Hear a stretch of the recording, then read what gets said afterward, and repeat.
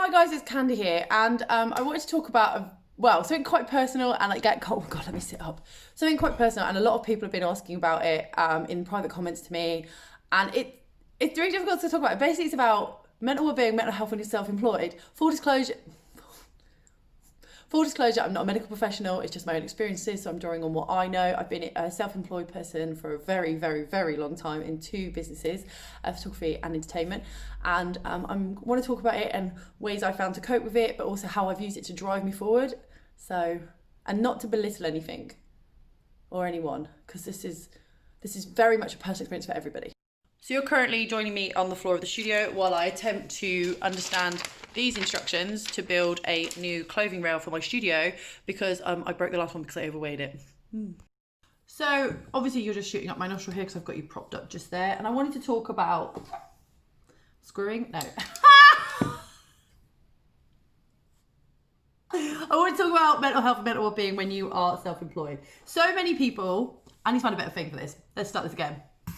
And then I won't edit out the screwing comment. Hi, so I've moved you. I'm still screwing. I've got a better screwdriver. And I wanted to talk about what it's like with mental health when you're self-employed. And I realise it's a controversial subject and a lot of people don't want to talk about it, but I feel like I've been in this industry a long time and I feel like I do kind of need to talk about it because there are so many people who don't want to. And I think a lot of people out there believe that they are alone in this, very much alone, and that isn't the case, but I think it feels like you're alone because when you are self-employed you genuinely work solo. You are hence self-employed, I guess. You very rarely meet customers and you're constantly trying to meet up to expectations of people that perhaps you don't really know very well, and they are your clients, but you can feel like it's a very personal attack if they don't like stuff. And that is very normal to feel, by the way. You will very normally feel like a personal attack, and I think if someone doesn't like your product, you kind of, or what you're doing, you will take it personally because it is kind of like your child, your baby, your work, and that's what people don't realize. Like, it's very normal to be upset if someone doesn't like what you do. It's also very normal to feel like you have really failed as a job because they don't like it. And the way to get around that is, one, figure out what your client wants, obviously, very much. But also, those mistakes happen. And some people will interpret what you do differently. And a client will always change their mind. They will always have one client who tell you that they want it purple and then it's the wrong purple. Then actually they wanted blue. And that does happen. You will always have those customers. And sometimes if a customer is having a bad day or a client's having a bad day, it sounds really horrible to say this, but they will take it out on you. They will. And the sooner you realise that sometimes their problems are not your problems, the better you will be about it. Oh God, this arm is giving me... Don't build your own clothes rail for your studio. It's starting to get really, really annoying. People will always have bad days, and that's it. It's very normal to have a bad day. Also, when you are constantly working for yourself, you can't see the saying is the wood for the trees. You maybe don't see all the successes you have. The fact that you've made that money to pay your phone bill at home, or the fact that you're going on a family vacation or holidays they call it here, because you've paid for it, you've created it, you've bought that Lexus car, or you've paid for your kid to have an amazing birthday cake because your physical skills, your physical talent has created it. Or, you've been invited to go perform in Italy or Skegness. Someone wants you from not the town you live in, who doesn't really know you, has not really met you, wants you to go perform in Skegness because they want you, they like what they see. And you need to appreciate the little things. And every now and then, I used to have many years ago, a jar, I was just trying to see if it was still here, a jar where every time I achieved something or a client said something nice, I would write it down, the date, the time, or whatever it was, and put it in the jar. And then the days when I was feeling really low and really crappy, I would take that out and I would read them out loud to myself in a mirror. And I realised that sounds really weird, but I used to do it a long time with my body confidence when I was really plummeting. I was in a very bad relationship and my partner was incredibly rude about my body, and at the time I was an entertainer, so it took a massive knock-on effect. I actually piled on quite a bit of weight. Not that that's a negative thing either, but I wasn't much myself, and I was become very self-aware, very self-conscious. So I basically started writing all this stuff down about my body shape and how I enjoyed my life and what I was doing and all those little achievements. And over time, those little achievements started to become big achievements because, because I was suddenly realising I was capable of doing so much more. And then over time, when I started to get a bit better with myself about my experience with my body, I started to realise I needed to be aware of all the little things I do in my business. So I started the jar, When the jar became really full, that's when I realized I perhaps needed to start reading them out. So I read them out. But when you're alone in business, it's really difficult to find a balance between what's right for you mentally and what's right for the business. Sometimes you have to sacrifice stuff, and you might skip a family meal.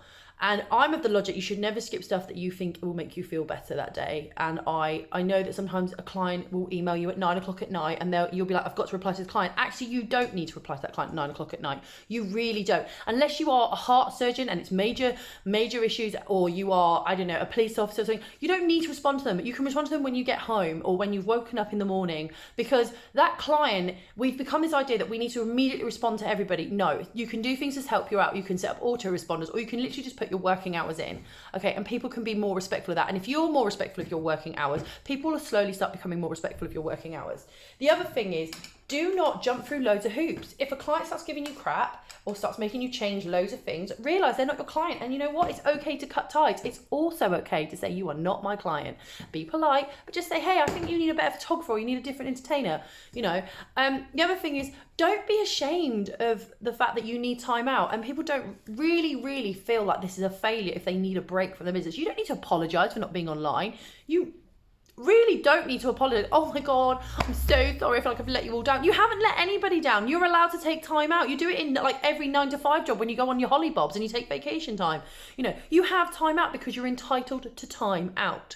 Time out will not only reset your batteries, it recharges you, it can make your mindset feel a little bit better. Taking time out is incredibly important. Also, imposter syndrome, essentially feeling like you don't belong or don't fit in somewhere. Great. Because if you were all the same, we'd all be bloody sheep, and we'd all be creating the same art, doing the same thing day in, day out, and people will get bored of us.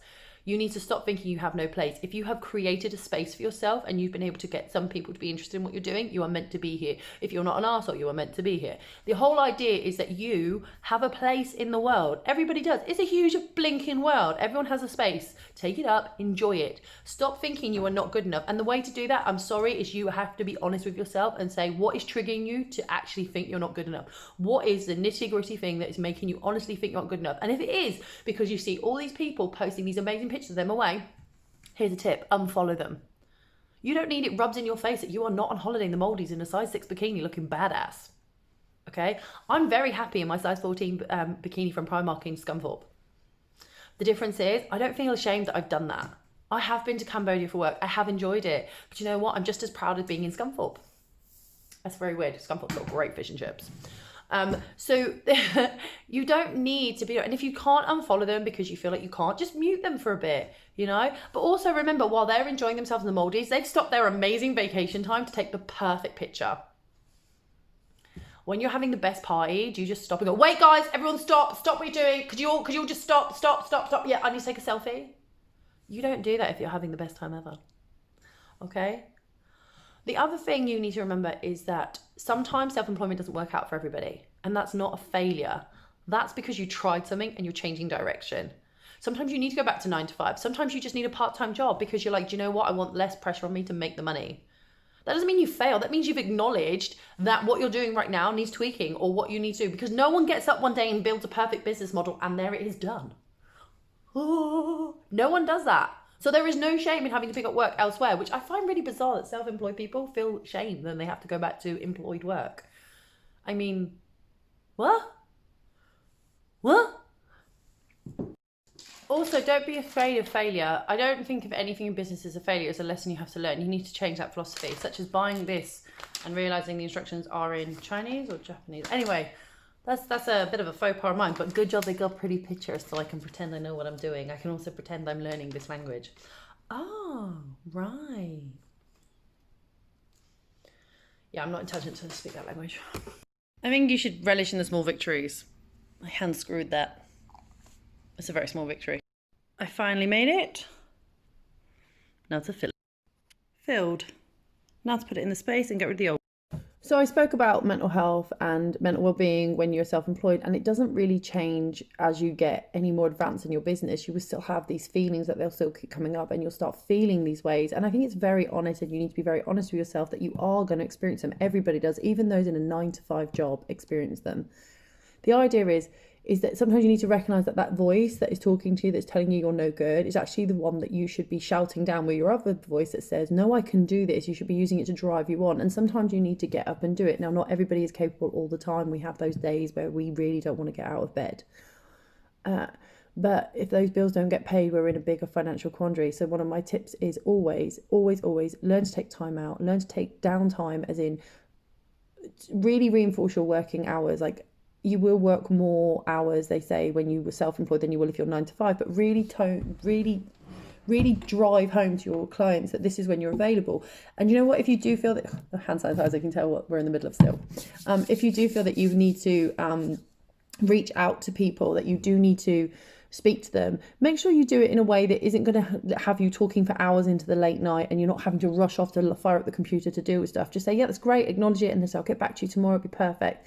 Because what is urgent for them might not be urgent to you, but a response is enough for them to be appeased for a couple more hours. Don't let stuff pile up. Try to tackle the small tasks, because small tasks are so much easier. If you have a big task, break it down into little things to tackle. So much about your mental health is pivoted on how you focus your energy, for me personally. So I don't spend time worrying too much about the numbers anymore. I worry more about making sure my clients get the experience that they need from me to want to come back. So I hope this sort of me talking very candidly and very briefly tells you that you're not alone when you feel like this. And it's just, I hate to say it's part and parcel of being self-employed. It's part and parcel of life, I think, because we are not all narcissistic and think the world revolves around us. And I think that's a good thing to not be like. So I hope this has helped in some way. I might do a video revisit this, but take care. Don't forget to comment below any tips you have, and like and subscribe, because that'd be amazing. Bye.